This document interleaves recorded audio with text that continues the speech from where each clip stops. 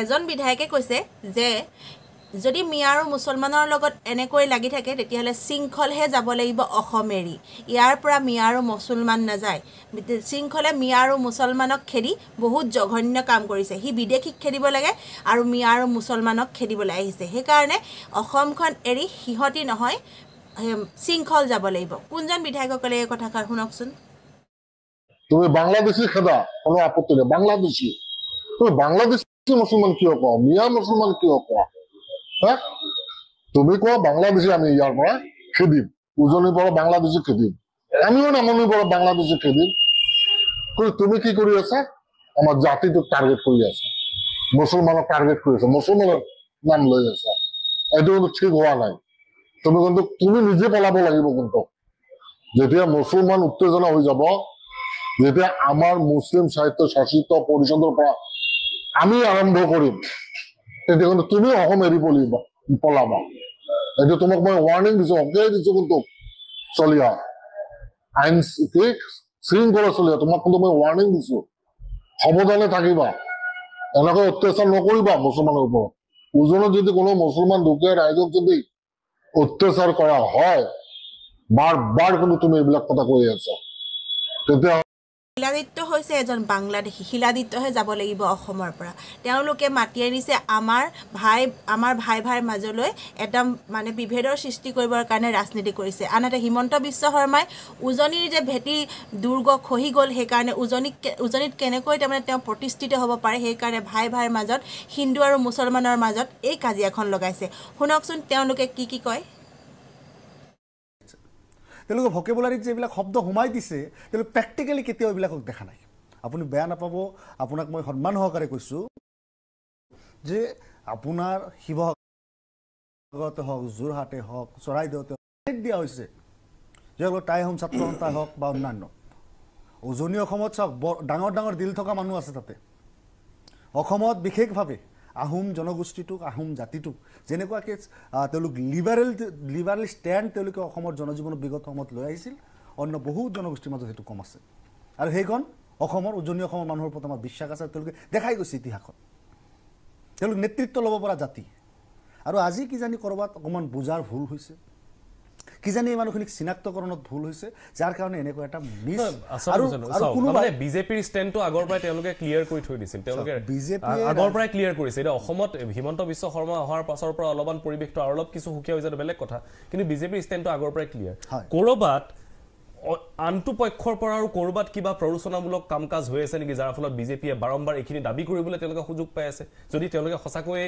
এইখিনি তেওঁলোকৰ অভিযোগহে আচলতে সত্যতা নাই এই যে আনটো পক্ষ বুলি ক'লে আৰু কেতিয়াবা আপোনালোকৰ সাংবাদিকতাৰ পৰিভাষাত বিশেষ সূত্ৰ থাকে এই আনটো পক্ষ আৰু বিশেষ সূত্ৰ প্ৰায় একেই মান্যাৰ্থত আপুনি ব্যৱহাৰ কৰা মোৰ লাগিছে এই আনটো পক্ষই কি কৰি আছে উজনি অসমত এই মানুহখিনিক শ্ৰম কৰিবলৈ মাজতে কৈ দিলে মিয়া মিউজিয়াম তাক গোটেই ৰাজ্য জুৰি প্ৰতিক্ৰিয়াৰ সৃষ্টি হ'ল প্ৰশ্নটো হ'ল শ্ৰম কৰিবলৈ আজিৰ পৰিস্থিতি চাওক আজি যদি মই আকৌ মন খুলি কওঁ ইয়াতে এটা ফবিয়া অহেতুক আতংকত ভুগিছে বহু মানুহ যিটো ভুল এটা নেৰেটিভ সৃষ্টিৰ ফলত এই আতংকটো সৃষ্টি কৰা হৈছে আজি যিসকলে শ্ৰম কৰিবলৈ গৈছে ঠিক আছে আপোনালোকে শ্ৰম কৰিবলৈ নিদিব আইন এখন সেই বিশেষ জিলাসমূহত যাবলৈ নিদিব আইন এখন বিধানসভাত আনিলে এইটো কৰিব পাৰিব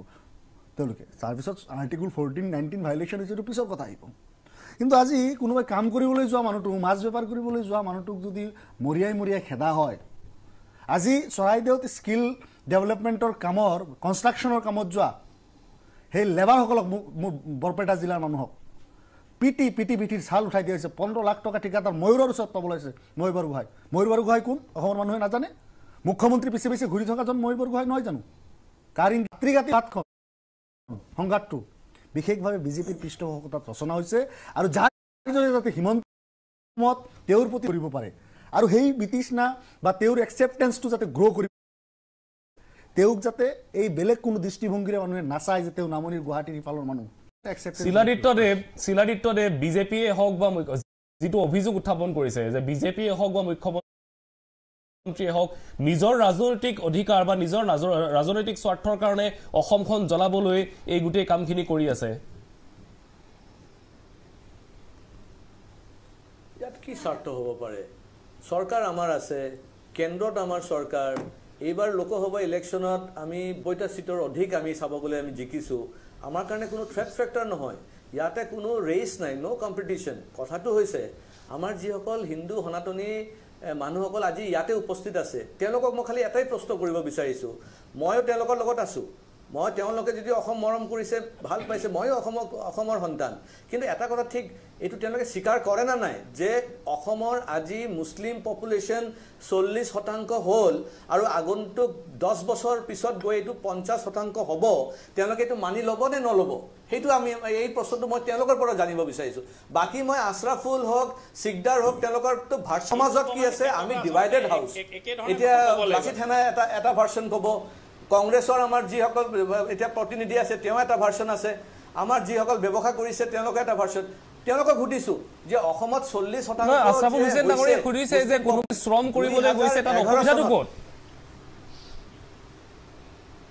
মানুহৰ খেতি পথাৰত বাংলাদেশৰ পৰা আহি পেলাই তেওঁলোকে খেতি পথাৰত কাম কৰি আছে সেই মাটি সিলিং এক্ট আমি পাহৰিব নোৱাৰো আপুনি জমেলি বিধায়ক আছিল এতিয়া নাই মাটি গুচি গ'ল দুৰ্ভাগ্য ভাই আপুনি হতাশাত ভুগিছে এই ধৰণৰ কথা বতৰাবিলাক আপুনি হতাশাত ভুগিছে আপোনাৰ চিকিৎসাৰ প্ৰয়োজন ভাল চিকিৎসাৰ প্ৰয়োজন আছে ভাল চিকিৎসা ব্যৱস্থা কৰিম মোৰ চৰকাৰ আছে এতিয়া সেইকাৰণে ভাল চিকিৎসা লাগিব নেকি লাগিব চিকিৎসা মোৰ চৰকাৰ আছে নাই নাই মুখ্যমন্ত্ৰী অনুৰোধ কৰিম চিকিৎসাটো আপোনালোকক মই পাকিস্তানত পঠাই পেলাই কৰিম আপুনি পাকিস্তানত পঠাই পেলাই আপোনালোকক চিকিৎসা কৰিম এটো মনত ৰাখিব ঠিক আছে ৰেজাল্ট কৰিম ডাঙৰীয়া মই হেতু বহুত দবদবানি হৈ গ'ল বহুত মিয়া আহি গ'ল তো এই কাৰণে আপোনাৰ ইলেকশনটো কনফাৰ্ম ৰেজাল্ট কৰিম ডাঙৰীয়া মই হেতু কি বলে জানে আপুনি কমেডি জানে ঠিক আছে যদি বিজেপি এটা নেৰেটিভ কাম কৰি আছে কেনেবা কৈ সংখ্যালঘু হিমন্ত বিশ্ব চৰকাৰখনে হিন্দু আৰু মুছলমানৰ মাজত বিভেদৰ সৃষ্টি কৰি কেনেকৈ তেওঁলোকে আগবাঢ়ি যাব পাৰে সেইকাৰণে ৰাজনীতি কৰিছে বুলি এইসকলে মতামত আগবঢ়াইছে আপোনালোকেও কমেণ্টৰ যোগেদি মতামত আগবঢ়াব